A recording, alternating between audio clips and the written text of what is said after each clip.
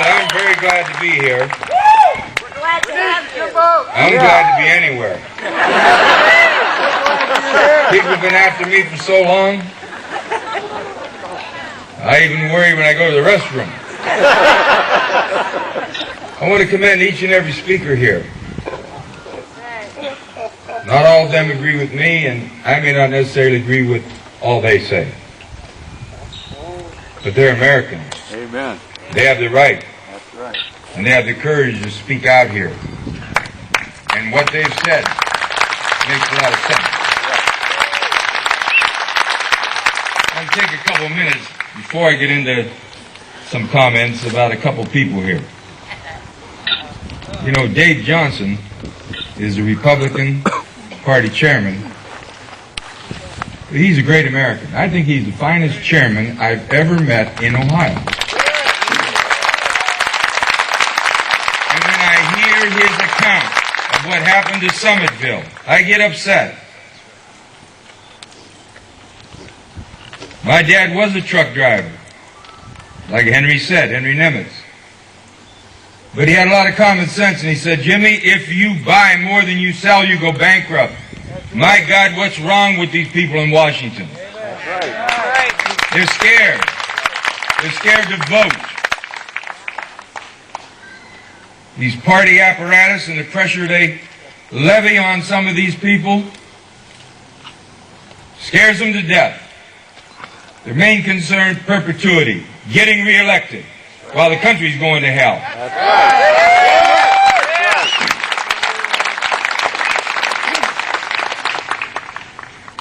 David Johnson deserves some help.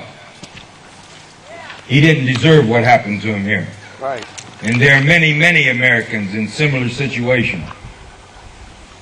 You know, I was a Democrat all my life. The Democrat Party opposed me just like the Republican Party opposed me in Washington. But I made a statement once.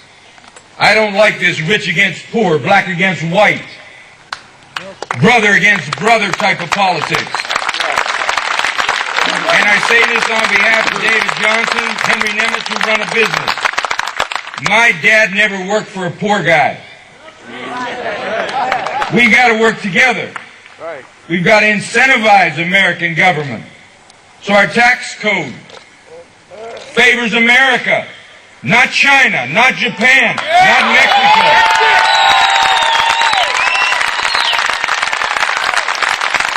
It's completely out of hand. I want to say a few words about Henry, a little bit off subject here.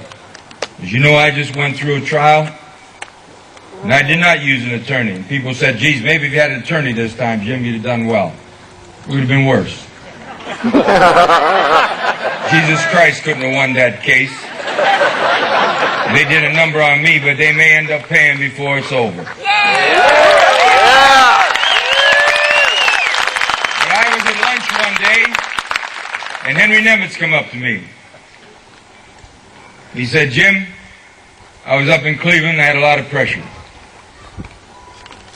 And I went along with what they wanted me to do, even though I knew it was wrong. He said, and I feel so damn bad, I got to tell you. Well, when it all worked out, Henry Nimitz was one of the few guys to come forward like that. When Cleveland found out about it, they said, my God, Henry Nimitz might say the truth up here and destroy this case against Traficant. So they didn't call him. They didn't indict him. They were scared to death of him. Henry Nimitz is an honest guy, and my God, he has a backbone. And if you buy food, you're going to get a fair shake from Henry Nimitz because he's one hell of a guy. That's the way it is. Now I want to get down to business. I was really tickled by this stand-up comedian, this farmer, Mr. Martin. Little does he know that about 15 years ago, I did a 1-minute speech on Elsie. I said, Mr. Speaker, the Environmental Protection Agency wants to put body bags on the back end of Elsie.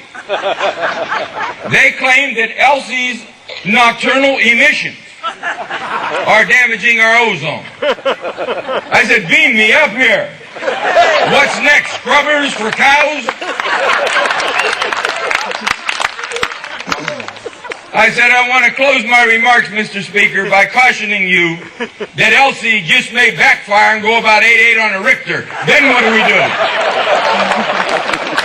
I had fun like that, but it made a statement. And I'm going to share one with you. I hope you're not offended. There's some kids here. My wife worked as a volunteer for domestic abuse where women were beaten.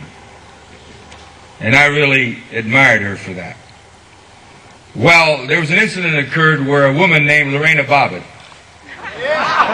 took some matters into her own hands.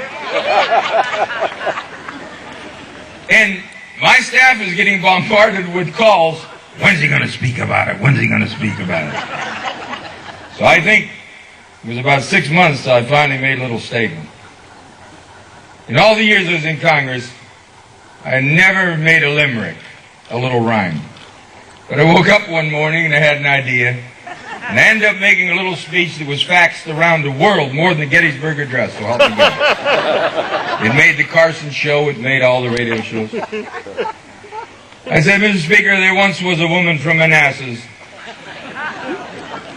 who got tired of all the hassles, claiming she'd been raped by her spouse in her very own house. Went to the kitchen to get a knife, fully prepared to take her husband's life, but realizing that such a crime would be much too heinous, decided instead to cut off his painless.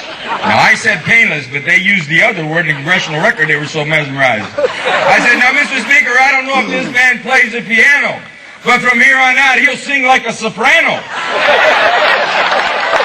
But then, with my wife's tempering, I said, Mr. Speaker, if this man really did rape his wife, maybe, just maybe, he deserved that knife.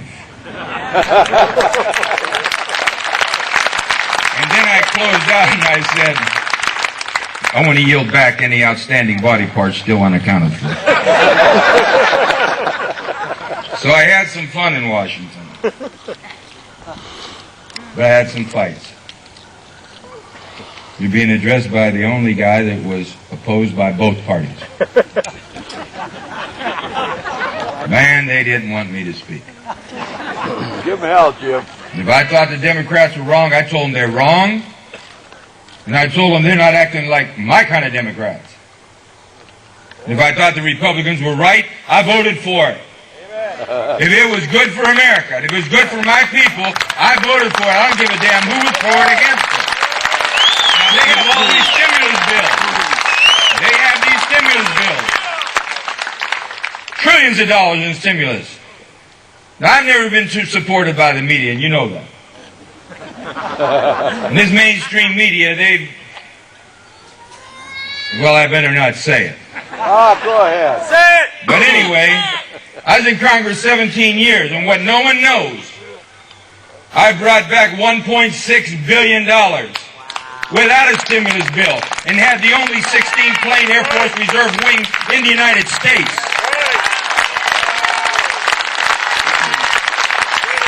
You didn't need a stimulus bill.